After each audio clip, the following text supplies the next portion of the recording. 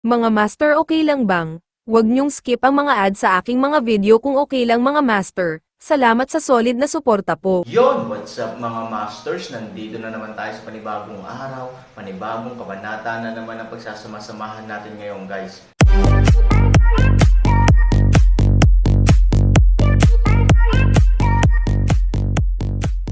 Bali mga masters, kung bago ka pa lang po sa aking YouTube channel, please click the subscribe button, lalong-lalo na po yung notification bell guys, para maging connected pa rin tayo sa isa't isa at maging updated kayo sa mga susunod ko pang video. Bali mga masters, bago natin umpisahan ng kwento ay mag-shoutout po muna tayo para sa mga solid nating tagapakinig. Shoutout kay Norlisa Sugay at shoutout kay Cheska Managaysay. Yun na nga mga masters, no? Bali hindi na ito patagalin. In 3, 2, 1, let's go! Pagkatapos ibigay ang mga tagubaylang ito, sa wakas ay nagkaroon ng pagkakataon si Han Sanchen na magpahinga. Bagamat ang hukbo ng kaaway ay umatras ng 10 milya, at sa wakas ay hindi na naramdaman ng Yetian City ang pang-aapi na naramdaman noong napalibutan ito noon, hindi napahinga si Han Sanchen. Ang mga tropa ay nakapwesto pa rin sa 4 na pader. Gayunpaman, ang bilang ng mga tropa ay hindi masyadong marami, at sila ay nasa shift pa rin. Ang bilang ng mga tao sa Polar Bear Legion ay paunti-unti nang lumaban, at ang natitirang mga tao ay halos natabunan ng mga pinsala, sila ay nangangailangan ng agarang pahinga at paggaling. Sa makatuwid, inayos ni Han Sanchen na mag-set up ng mga bantay sa maraming anggulo at lokasyon. Sa ganitong paraan, ang pinakamataas na misyon ng bantay ay maaaring makumplito na may pinakamababang bilang ng mga tao. Bagamat nasa kamay ang bihag, imposibleng magpadala ang kabilang partido ng mga tao upang umatake, ngunit ang bagay na iyon ay ang kanilang nakatatanda kung tutuusin, para sa kaligtasan ng nakatatanda, normal lang para sa mga especially iya at mga katulad na umaaligid sa malapit. Sa makatuwid, kung ano ang dapat bantayan ay dapat pa ring bantayan. Matapos ayusin ang depensa, oras na para bumawi para sa mga kapatid na nagpapahinga. Para harapin ang sitwasyong ito, ang dapat gawin ngayon ni Han Sanchen ay hayaan silang pumasok sa mundo ng Bafang para gumawa ng maximum repairs. Sa kadahilanang ito, inayos ni Han Sanchen ang Peiyuan at Peimo sa labas ng mundo at sa mundo ng Bafang ayon sa pagkakabanggit. Ang isa ay may pananagutan sa pagtingin sa mga tao sa labas. Isang tao ang may pananagutan sa pagkuha ng mga tao sa loob, kasabay nito, isinaaktibo ni Han Sanchen ang 5 elemento ng banal na bato upang matulungan ang lahat na gumaling. Upang matiyak na hindi kailangang pumasok ng Han Sanchen upang suportahan ang operasyon ng 5 elementong banal na bato anumang oras, inilagay din ni Han Sanchen ang puso ng angkan ng dragon sa loob, na bumubuo ng perpektong tugma sa 5 elementong banal na bato. Matapos ayusin ang lahat, bumalik si Han Sanchen sa pansamantalang base camp sa Silangang Pader. Dahil kailangan nating harapin ang pangunahing puwersa ng kalaban dito sa mahabang panahon, ang sitwasyon ng kalaban ay nagdulot ng pinakamalaking presyon sa silangang bahagi ng digmaan, upang maobserbahan ang sitwasyon ng kaaway sa oras at gumawa ng mga kontra, inilipat lamang ng peklat ang lugar kung saan siya nakatira at nagutos, ang isang piraso ay inilagay sa pader ng lungsod. Ito ay napakasimple dito, ngunit ang kalamangan ay na ito ay medyo bukas. Nagpadala si Han Sanchen ng isang tao upang sindihan ang ilang apoy, at pagkatapos ay hiniling sa kanila na maghanda ng ilang karne, pagkatapos noon, siya na mismo ang nagsimulang mag-ihaw ng karne. Makalipas ang halos kalahating oras, ang chef na si Han Sanchen ay karaniwang nag-ihaw ng maraming karne. Kumalat ang bango, at napalunok ng laway ang gwardya sa labas ng pinto. Pumasok si Haijin sa oras na ito, na sinundan ng peklat, commander ng Ant-Man, Luo Jin, at Luo Yinger. Sabi ni Haijin, "Pinuno, ang mga taong ibinalik mo ay nakulong na. Pinadala ko ang pinakapiling mga kapatid upang bantayan sila sa mga shift, iligtas ang mga tao." Ngumiti si Han Sanchen at tumango, ang kanyang mga mata ay nakatingin pa rin sa barbecue, syempre nakakasigurado ako na ginagawa mo ang gawain ni Haijin. Nga pala, pinuno ng alyansa, naimbitahan ko na ang Panginoon ng Luo City. Alam ni Han Sanchen na sila ay darating din, pakiusap, anyayahan ang mga panauhin na maupo. Si Luo, Han, si Yinger ay nag-iisang anak na babae ni Luo, at siya ay layaw sa akin. Nabalitaan ko na inimbitahan mo ako, at pinilit niyang sumama sa iyo, sana. Mapatawad mo ako. Umiling si Han Sanchen, Lord Luo City, masyado kang magalang, isang karangalan na para kay Han na ang prinsesa ay handang pumunta dito, paano kita mapapatawad? Pinulot ni Han Sanchen ang isang salansan ng mga inihaw na skewer at binigyan ang bawat isa sa 4 na tao ng isang bahagi. Ito ay tinatawag na barbecue, ito ay isang espesyal na recipe mula sa aking bayan, try it. Tumanggo silang 4 at nagsimulang kumain. The taste is very special, ngumiti si Luo Yuan ng may kasiyahan. Roasting is a cooking method that can preserve the original flavor of meat. I also like this kind of food. Nakangiting sabi ni Luo Yinger. Hindi masyadong inintindi ni Peklat, para sa kanya, hindi niya talaga natikman ang lasa, tuloy-tuloy lang siya sa paglunok, gutom na siya. Gutom na rin si Haijin, pero mas magalang siya, personal na nag-barbecue ang leader para sa amin, hindi lang masarap ang barbecue mismo, pero higit sa lahat, mas nakakalasing ang emosyon. Walang magawang ngumiti si Han Sanchen, everyone is so complimentary. I would like to toast you all. Itinaas ng lahat ang kanilang baso at ininom ang lahat sa isang lagok. Nang makitang malapit na ang oras, sinabi ni Luo Jin, nga pala, Mister, hindi lang tayo dapat ay treat ni Han ng barbecue diba? Ngumiti si Han Sanchen, syempre hindi, may i-discuss ako sayo. Mister, Han, ayos lang magsalita ng diretso kung may sasabihin ka. Okay, then I'll say it. Actually, the fact that I captured the elder this time ay hindi ibig sabihin na nanalo na ang digmaan natin, natural, hindi ibig sabihin na natalo na sila. Originally, I could take advantage of the chaos and kill the elders directly. In this way, they are leaderless and the morale of the army is in chaos. It is a good opportunity for US, but I thought that we will never be able to win. Kung maaari mong samantalahin ang kaguluhan upang patayin ang mga matatanda at gawing mas magulo ang kalaban, kung gayon ito ay natural na isang mahusay na pagkakataon upang atakihin sila. Ngunit ang problema ay pagkatapos ng maraming araw ng matinding pakikipaglaban, ang mga tauhan ni Han Sanchen ay hindi lamang puno ng mga sugatang sundalo, ngunit higit sa lahat, wala ng maraming sugatang sundalo.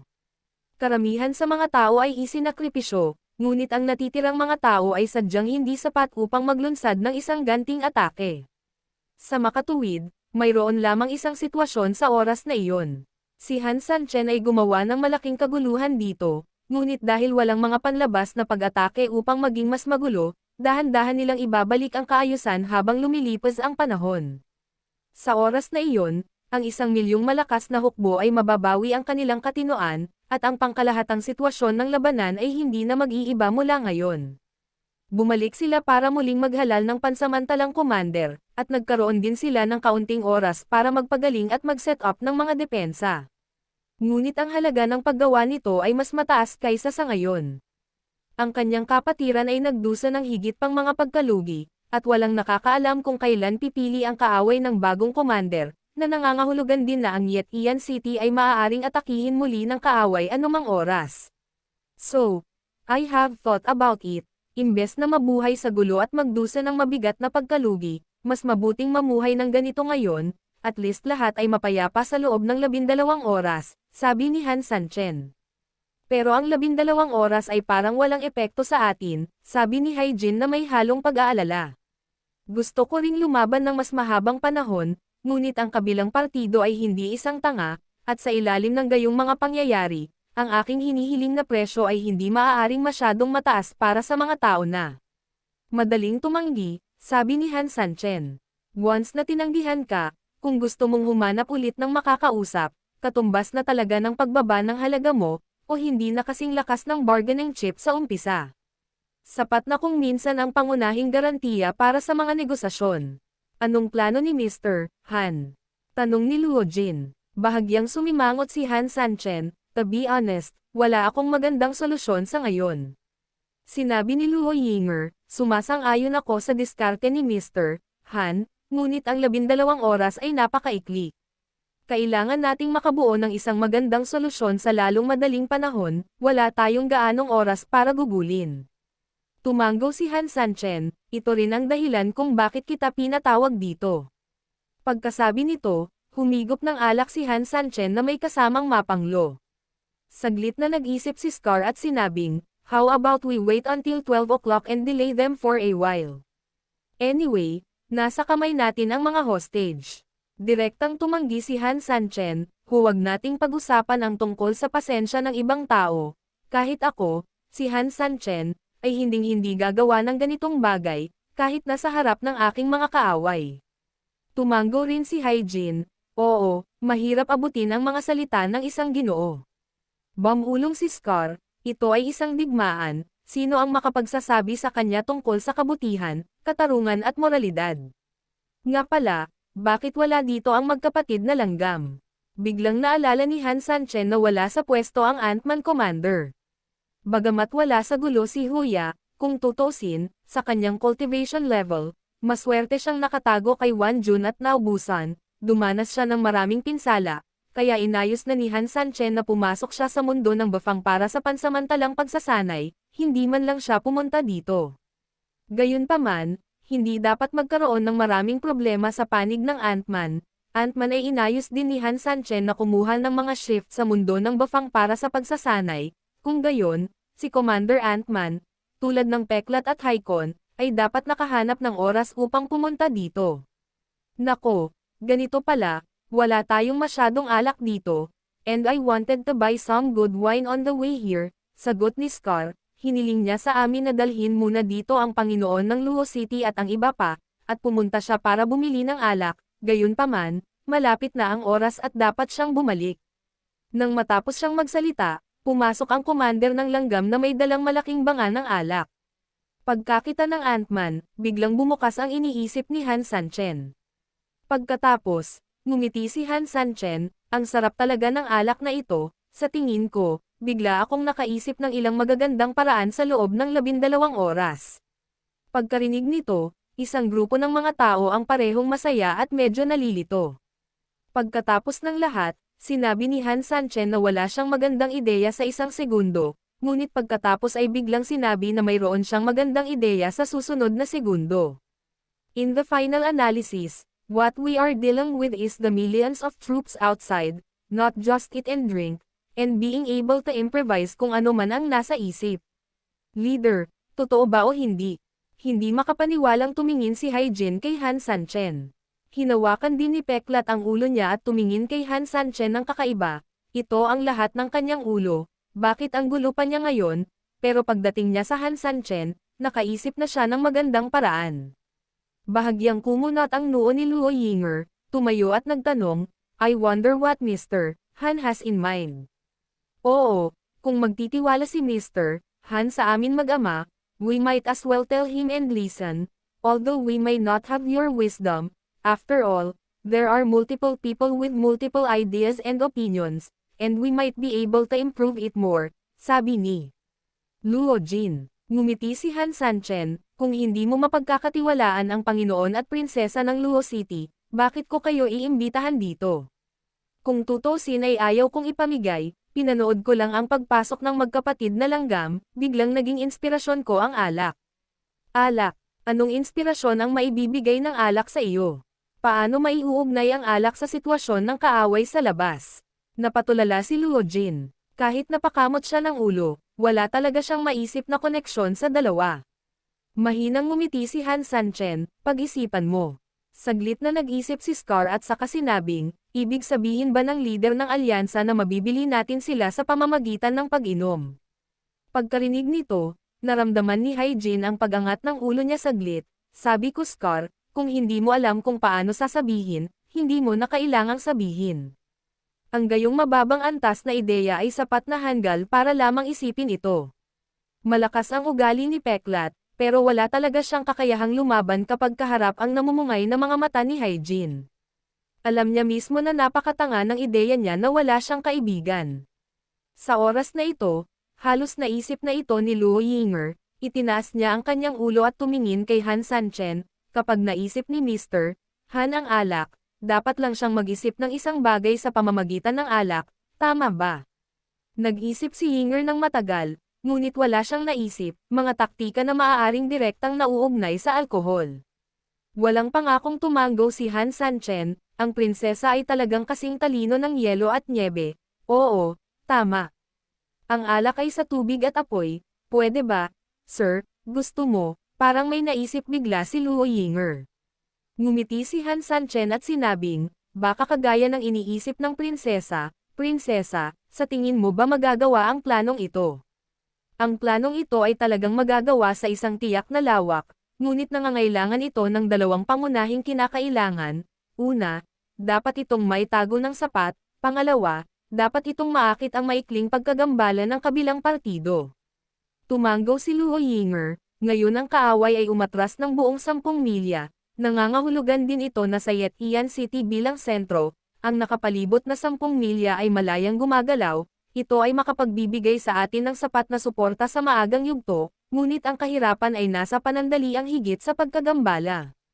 Oo, ang panandaliang pagkagambala ay ang pangunahing suporta upang matukoy ang buong ideya.